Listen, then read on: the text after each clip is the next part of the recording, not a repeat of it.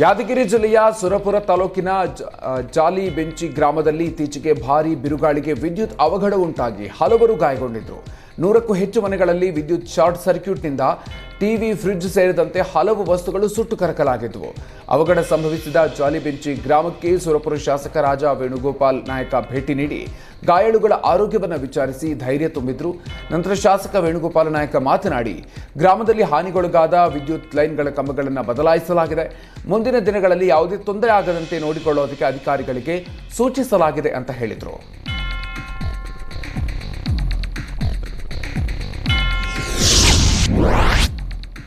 ಬಿಜೆಪಿಯ ಯತ್ನಾಳ್ ಉಚ್ಚಾಟನೆ ಕುರಿತು ಸಂಸದ ರಮೇಶ್ ಜಿಗಜಿಣಗಿ ಖಾರವಾಗಿ ಪ್ರತಿಕ್ರಿಯಿಸಿದ್ದಾರೆ. ವಿಜಯಪುರ ಬಿಜೆಪಿ ಕಚೇರಿಯಲ್ಲಿ ಮಾತನಾಡಿದ ಜಿಗಜಿಣಗಿ, ಯತ್ನಾಳ್ ಉಚ್ಚಾಟನೆ ಮಾಡುವಂತಲೂ ನಾನು ಹೇಳಿಲ್ಲ, ಮಾಡಬೇಡಿ ಅಂತಲೂ ನಾನು ಹೇಳಿಲ್ಲ ಅಂತ ಹೇಳಿದ್ದಾರೆ.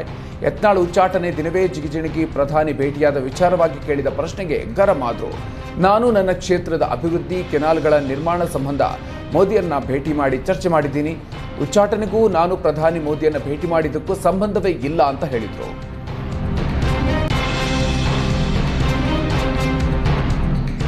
ಉತ್ತರ ಕನ್ನಡ ಜಿಲ್ಲೆಯ ಶಿರಸಿಯಲ್ಲಿ ಹೆಗ್ಗರಣಿ ಮುಖ್ಯ ರಸ್ತೆಯ ದಿಗೋಡಿಯಲ್ಲಿ ಶಾಸಕ ಭೀಮಣ್ಣ ನಾಯ್ಕ್ ಪಿಡಬ್ಲ್ಯೂಡಿ ರಸ್ತೆಯ ಅಗಲೀಕರಣ ಕಾಮಗಾರಿ ಪರಿಶೀಲನೆ ಮಾಡಿದರು. ಕಳಪೆ ಡಾಂಬರೀಕರಣವನ್ನು ಸ್ವತಃ ತಾವೇ ಮುಟ್ಟಿ ಪರಿಶೀಲಿಸಿದ ಶಾಸಕ ಭೀಮಣ್ಣ ನಾಯ್ಕ್ ಅಧಿಕಾರಿಗಳಿಗೆ ಕ್ಲಾಸ್ ತೆಗೆದುಕೊಂಡರು. ಮರು ಡಾಂಬರೀಕರಣಕ್ಕೆ ಸೂಚನೆ ನೀಡಿದ್ದಾರೆ. ದಶಕಗಳಿಂದ ರಸ್ತೆ ದುರಸ್ತಿಯಾಗಿಲ್ಲ ಅಂತ ಗ್ರಾಮಸ್ಥರು ಪ್ರತಿಭಟನೆಗೆ ರೆಡಿಯಾಗಿದ್ದಾರೆ. ಜನಪ್ರತಿನಿಧಿಗಳು, ಇಲಾಖೆ ಅಧಿಕಾರಿಗಳ ವಿರುದ್ಧ ದಕ್ಷಿಣ ಕನ್ನಡದ ಬಂಟ್ವಾಳದ ನಾಗರಿಕರು ಪ್ರತಿಭಟನೆಗೆ ಸಿದ್ಧತೆ ಮಾಡುತ್ತಿದ್ದಾರೆ. ಬಂಟ್ವಾಳ ತಾಲೂಕಿನ ಮಂಚಿಯಿಂದ ಕೈಯೂರು ಸಂಪರ್ಕದ ಕೊಂಡಿಯಾಗಿರುವ ಕೈಯೂರು ರಸ್ತೆ ದುರಸ್ತಿ ಕಾಣದೆ ಅಂದಾಜು ದಶಕವನ್ನೇ ಪೂರೈಸಿದೆ. ಪ್ರಸ್ತುತ ರಸ್ತೆಯಲ್ಲಿ ಅತ್ತ ನಡೆದಾಡುವುದಕ್ಕೂ ಕೂಡ ಸಾಧ್ಯ ಆಗದೆ ಇತ ವಾಹನಗಳು ಸಂಚರಿಸೋದಕ್ಕೆ ಸಾಧ್ಯವಿಲ್ಲದಂತಹ ಸ್ಥಿತಿಗೆ ತಲುಪಿದೆ. ಜನಪ್ರತಿನಿಧಿಗಳು ಸ್ಥಳೀಯಾಡಳಿತಕ್ಕೆ ನೀಡಿದ ಅನೇಕ ದೂರುಗಳಿಗೆ ಯಾವುದೇ ಸ್ಪಂದನೆ ಇಲ್ಲ. ರಸ್ತೆ ತುಂಬ ಹೊಂಡ ಗುಂಡಿಗಳು, ಮಳೆಗಾಲದಲ್ಲಿ ಕೆಸರು ತುಂಬಿದ ಗದ್ದೆಯಾದರೆ ಬೇಸಿಗೆ ಕಾಲದಲ್ಲಿ ಧೂಳಿನ ಸಮಸ್ಯೆ. 2010ರ ಆಸುಪಾಸಿಗೆ ಒಮ್ಮೆ ಇಲ್ಲಿ ಡಾಂಬರನ್ನು ಹಾಕಲಾಗಿತ್ತು. ಅದಾದ ಮೇಲೆ ಇಲ್ಲಿವರೆಗೂ ಯಾರೂ ಇತ್ತ ಕಣ್ಣೆತ್ತಿ ನೋಡಿಲ್ಲ. ಮಂಡ್ಯದ ಹೊಡೆಘಟ್ಟ ಗ್ರಾಮ ಪಂಚಾಯತ್ ವ್ಯಾಪ್ತಿಯಲ್ಲಿ ಜನತಾ ದರ್ಶನ ಕಾರ್ಯಕ್ರಮ ನಡೆಯಿತು. ಶಾಸಕ ಗಣಿಗ ರವಿಕುಮಾರ್ ಸಾರ್ವಜನಿಕರ ಸಮಸ್ಯೆಯನ್ನು ಆಲಿಸಿದ್ರು. ಜಮೀನು, ರಸ್ತೆ, ಪಿಂಚಣಿ ಸೇರಿದಂತೆ ಜನರು ಎಂಎಲ್ಎ ಮುಂದೆ ಅಳಲನ್ನು ತೋಡಿಕೊಂಡರು.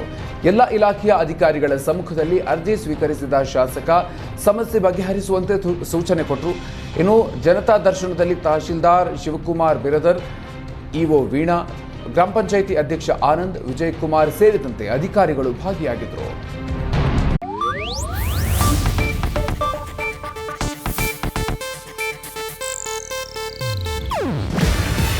ಇದು ಏಷ್ಯಾನೆಟ್ ನ್ಯೂಸ್ ನೆಟ್ವರ್ಕ್ ಪ್ರಸ್ತುತಿ. ನೀವು ನೋಡ್ತಿದ್ದೀರಾ ಏಷ್ಯಾನೆಟ್ ಸುವರ್ಣ ನ್ಯೂಸ್.